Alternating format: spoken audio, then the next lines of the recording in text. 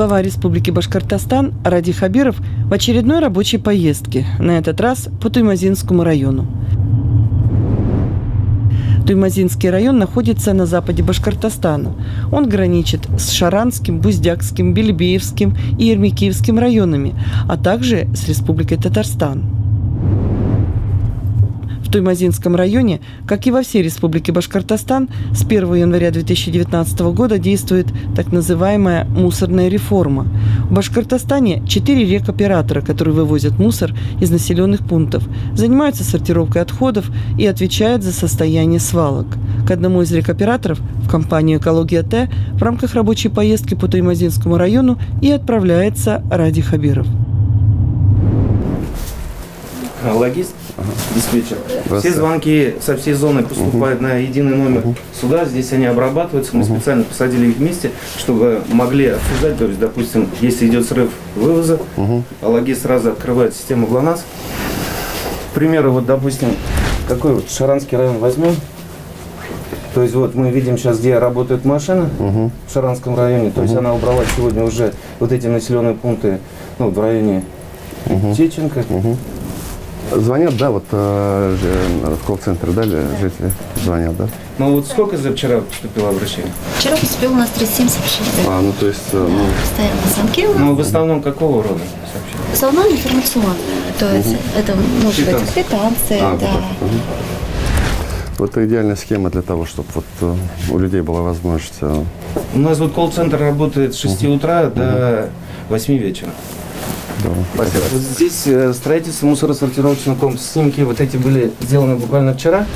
Он у нас строится на полигонах. Мы специально проектируем на полигонах, чтобы удешевлять логистику, чтобы цена не росла. Здесь сортировка будет, да? Здесь будет, да, на Туймазинском полигоне будет сортировочный комплекс. Реализуем благодаря поддержке муниципалитета. У нас конституционное соглашение. Построили первую очередь полигона, ведем строительство второй очереди. Согласно концессии, администрация строит вот здание. Мы оснащаем полностью его оборудованием. Концессия у нас на 25 лет. Это имущество после 25 лет, уж как подразумевается, остается муниципально. То есть имущество полностью муниципальное. Мы только пользуемся.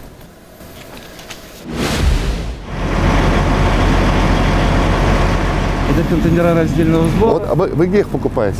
Вот, мы их покупаем в Нижнекамске. Да. Потому что у нас не делают это. Но, да, я знаю. То, что у нас, да, во дворах... Я запросил вот Октябрьское предприятие. Я говорю, купите вот этот вот пресс. Мы им давали контейнер. Вот, пока не лопается зимой, вот нормальный? Не горит, мороз выдерживает. Вот я говорю, не лопается, нет, да? Нет, вот нет. так. И главное, она вот не прилипает там, мусор не остается.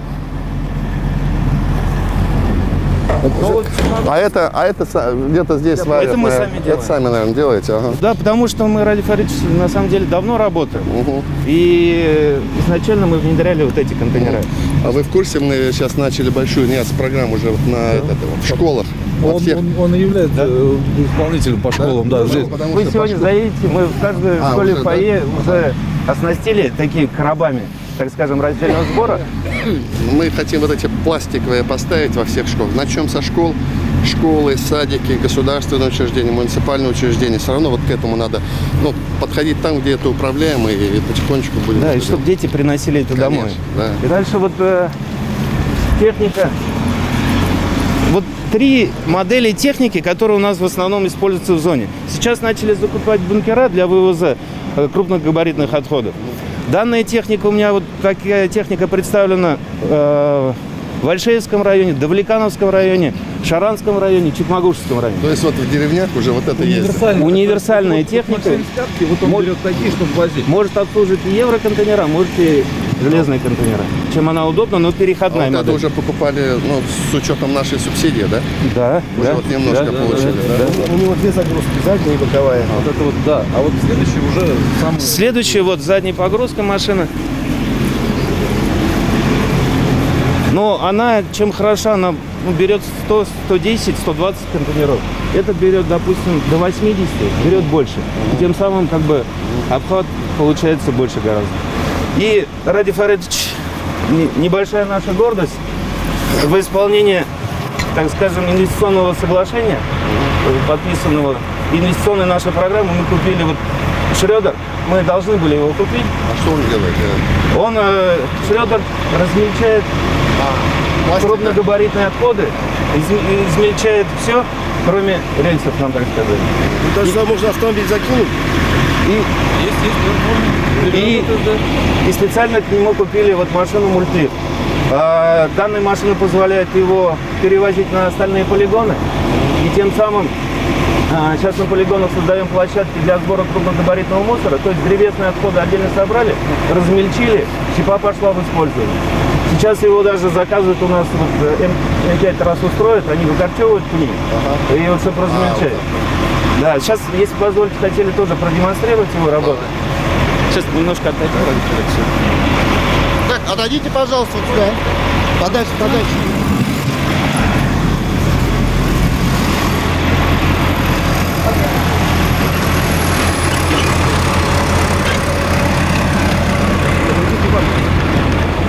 Мы его сами только, можно сказать, начинаем испытывать. А он 13-го... Немецкая, да? Да, обошлось нам 340 тысяч евро стоит, за 26 миллионов купили. А вот на это субсидирование есть? Нет, это его инвестиционная программа, это его вложение.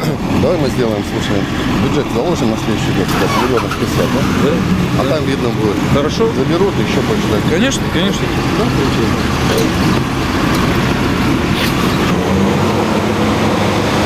Двигатель 340 киловатт, 500 лошадей. Мы же объявляли конкурс. Конкуренты не смогли конкурировать из-за того, что слишком, ну, в России есть они, но единицы пока представлены.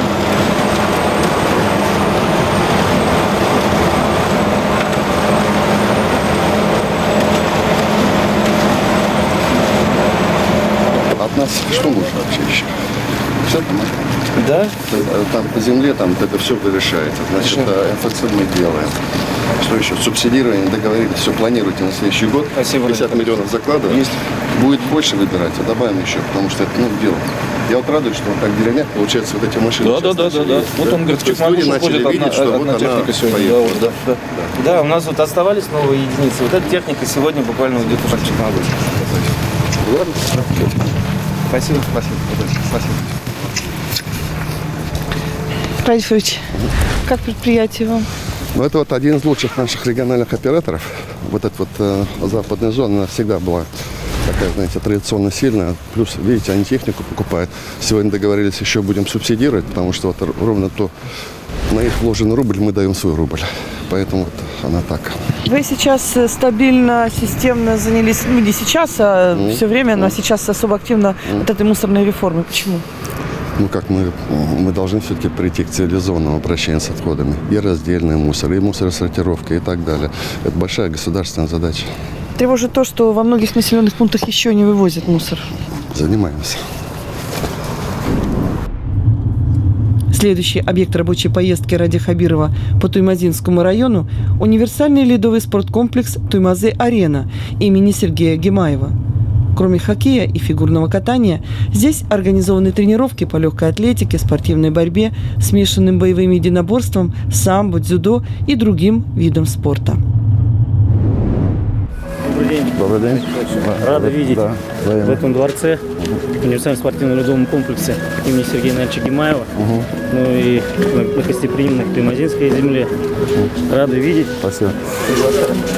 В этот мир спорта, мир здоровья и дворец. А я главе рассказываю, вот там же дворец спорта. Я пацаном приезжал, боролся Я здесь. знаю. Я вам сейчас по ходу буду рассказывать предысторию. Да. На самом деле, здесь чуть-чуть Здравствуйте. боролся тоже немножко.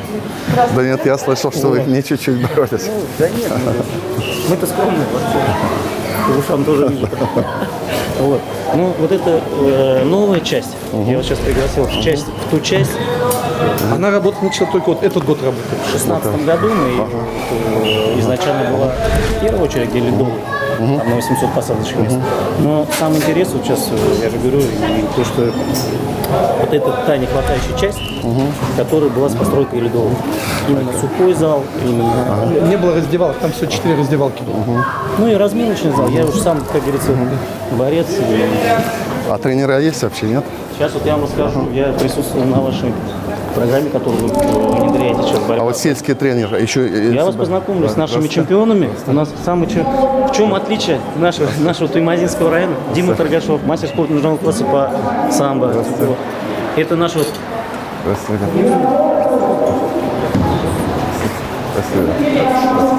Чемпион мира, действующий чемпион мира Айнур Сартаев. С какой деревни ты? С Райманова. Здесь Именно рядом. с деревни. Ты с какой деревни? Где начинали тренироваться? А вы знаете эту программу, да, которую... Борьба в школе. Нет, не только борьба.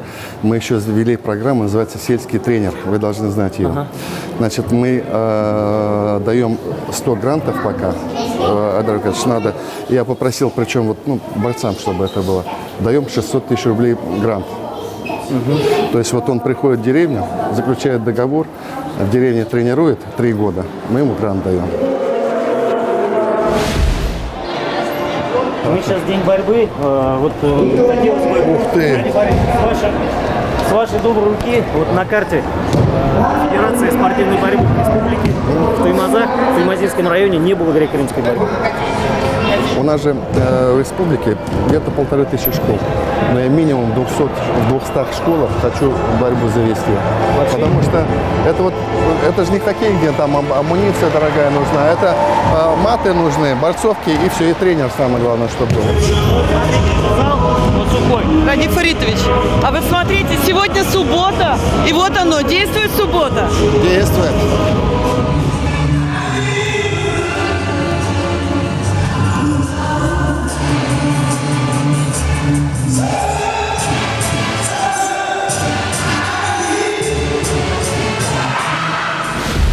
Вот эти ковры, они 5 минут собираются, 5 минут разбираются. А где их делают? Нет, я вам покажу. Вот он маты.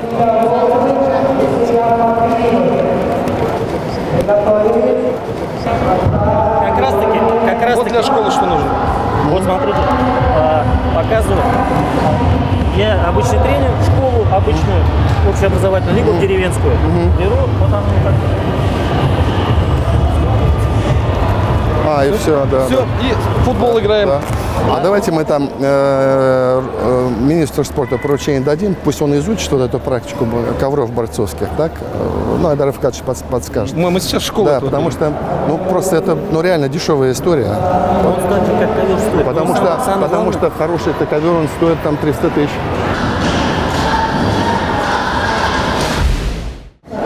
Вот же наш чемпион, мы же его награждали. Тоже туймазинец.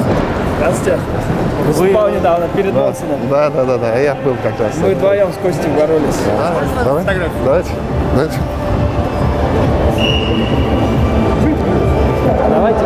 всех.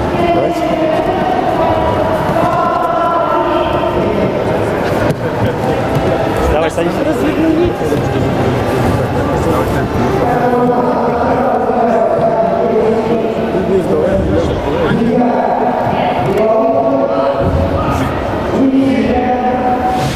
Я же говорю, я за вами слежу, мистер Айнур. И смотрите, вот я хочу хэштег запустить. Барга, Алга, Башкортостан. Хабиров, Таев.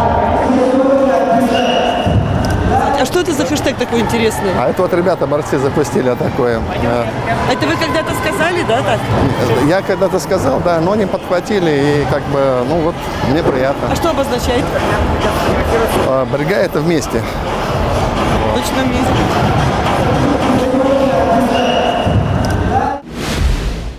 Раньше привозили на хоккей, на фигурное катание, а сейчас у меня ММА, грэблинг, греко-римская борьба, кураж. Там легкая атлетика, плавание. Плавание вот сейчас вот у нас тоже реконструкция идет, ремонт в Олимпийце. Как раз Олимпийцы 1980 года он у нас. Когда передавал Айдар спортивную школу создавалась, было всего 250 детей. Сейчас думаете, сколько сейчас это занимается? Вот для 130 тысяч 1500 детей. Нравится вам заниматься? Да! Сколько вам лет? 7! Сколько? О, привет! Сколько это? 4 года. Ух ты! Нравится борьбой заниматься? Да! Молодцы, занимайтесь, ребята. Молодец. Занимайтесь, ребят. Ужас. А можно с детьми вас сфотографировать? Давай. А родители разрешат? Все родители этого. Тогда надо зайти туда, Ратюш.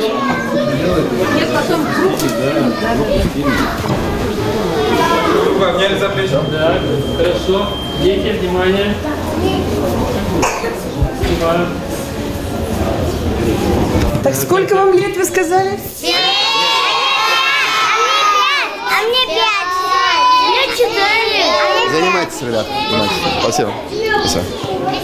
Вы опять разулись, Ради Фаритович? На борцовский ковер нельзя было бы заходить. Да. Учите вы нас всему.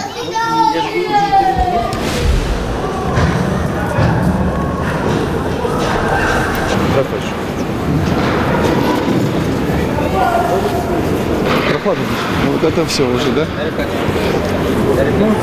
Вот это, с этого все начиналось. 800 посадочных мест. Ледовый аренд. Сейчас идет товарищеская игра между 6-м годом, 7-й год и 2007-2008 год. Ну, вообще популярно, да, народ вообще. Собрал. До ночи занято. А ночную хоккейную сделали, нет? 12 команд. 12 команд играют. Ночная, да? У нас фигуристы жалуются, не хватает там льда, это А катастрофически. тренер есть фигуристов, да? Есть. Есть, да, Сейчас вот. представимся. Пригласить хочу. Потому что у нас фигурное катание, я все вот мечтаю там в республике запустить и эту тоже историю. Здравствуйте. Здравствуйте. Ой, привет, дорогой. Здравствуйте. Хотел познакомить. Ренат Римович Ахмадеев, 75-го года, воспитанник Слава Пилаева, воспитанник Воробьева, играл в ЦСКА. За сборную СССР тогда играл. Сам с Тоймазов. Здесь вот была коробка. Расскажи историю свою. Да, но начинали мы здесь все на улице. Потом вот хорошо, что Ледовый построили у нас наконец. Это вообще такое прям событие грандиозное. И вот Но мы где-то, наверное, не в 20-м, 21-м, наверное, сейчас в Октябрьске добьем. вот. Это наши воспитанники, которые вот занимаются с открытия Ледового. Как бы вот сейчас у нас фигуристы. У нас Вот наш тренер. Это тренер тоже здравствуйте. в Уфе была. Здравствуйте. Я из Уфы. А тренируете здесь, да, или сейчас? Сколько лет Да? Тоймазов уже живет? С 14 года. Тоймаза. Да, Уже с здорово. 14 года. Я говорю, у меня мечта все-таки вот такое фигурное катание, чтобы у нас в Уфе какой-то, ну, в республике рывок сделало. Вы знаете, если вы приложите свою руку к этому, я думаю, что у нас все получится. Потому что фигурное катание в Башкирии, к сожалению, не развивается. Я о чем и говорю, да, много вопросов. И казалось бы, у нас все-таки ледовые дворцы есть. Мы сейчас еще достраиваем кое-где.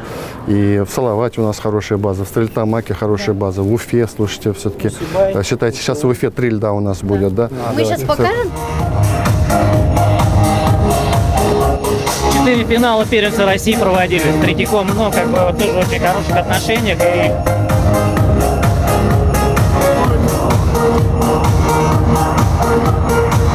А возможно у нас здесь морозилки, вот у нас на мощность хватает. Возможно нам здесь маленький запасной сделать. тренировочный. Да, тренировочный. Проект есть? Проекта пока нет, но это сделано. Простой, без трибун, просто крытый.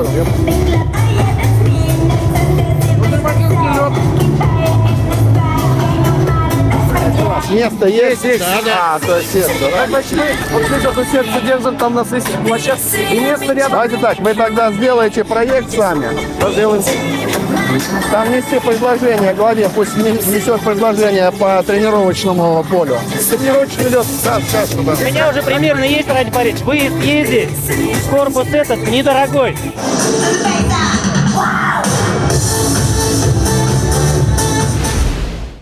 Мы были в Китае, завоевали кубок такой международный. Юных хоккеистов России и Китая. Это от нашего клуба. Да, спасибо. Вот эту шайбу, ее тоже сбрасывали мы, кстати, в присутствии двух глав, когда мы возили с собой. Это наша клубная шайба. Спасибо. Приятная миссия. Вообще клево. А покажите нам, пожалуйста. Это команда, которая участвовала в Китае, представляла республику, представляла страну 2 раза. И вот спасибо, это вот как раз обмундирование, это амуниция именно для этой команды. Вообще отлично. То есть это деньги на форму, правильно? Это Самое на главное, мы амуницию, на форму. все-таки подумаем о дальнейшем развитии. Это вот наши тумазинцы. У нас, кстати, вот 2006 год, 2009 год обыгрывает Салават Юлаев. Я после Нового года соберу всех тренеров хоккейных и проведем такую вот встречу и поговорим вместе, что нужно вам. Потому что я приглашу клуб руководства и приглашу вас, тренеров всех, которые работают. Вас человек, 15-20 есть по республике. Вот всех соберемся и там порассуждаем. Вообще отлично было, конечно. Да. Это вообще Спасибо. супер! Удачи.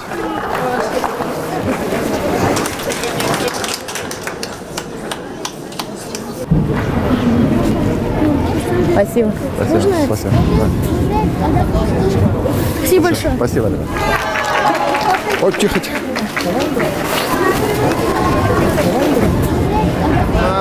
Спасибо. Марич, это вот за буквально... Ужас какой.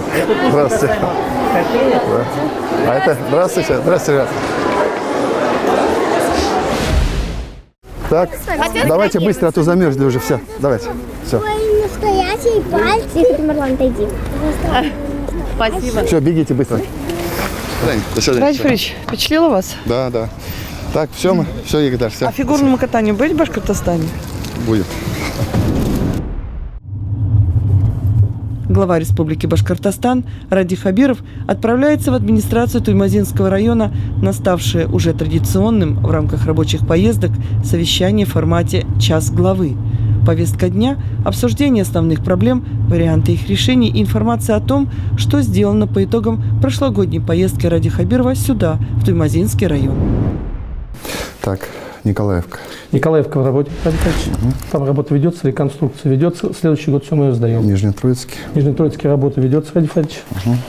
Все полностью. И, Радик, здесь уж вот проблемные вопросы.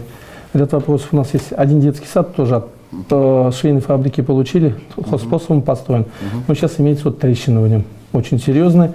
Объект проблематичный, вот уж просим его поддержать. Но и, Радик Фаридович, у нас поселок село Серафимовский, там, где у нас вот детский дом с особенными детишками, 200 спецшкол, 70 человек, плюс 2 санатория, тоже особенно там профиля.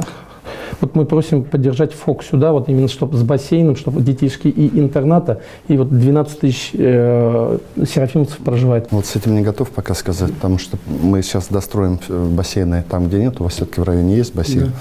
Давайте вот так пока. По водоснабжению у нас что?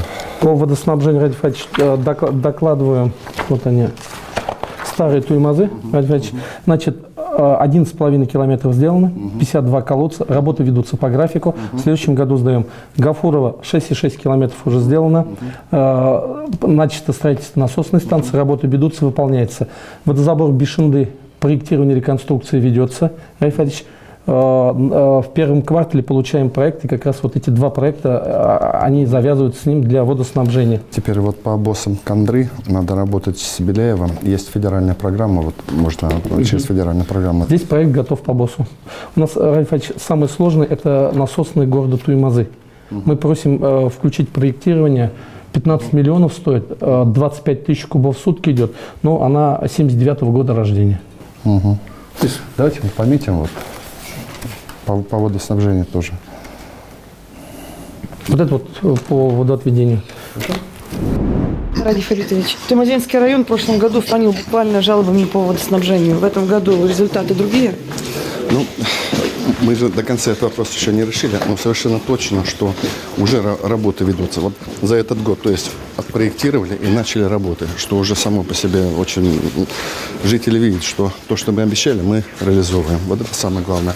Я думаю, что, знаете, вот в Старой Туймазы, вот это село, я поеду в конце, вернее, летом следующего года. Вот. И я думаю, там уже, значит, мы с жителями уже спокойно, глядя в глаза, скажем, вот мы обещали, выполнили.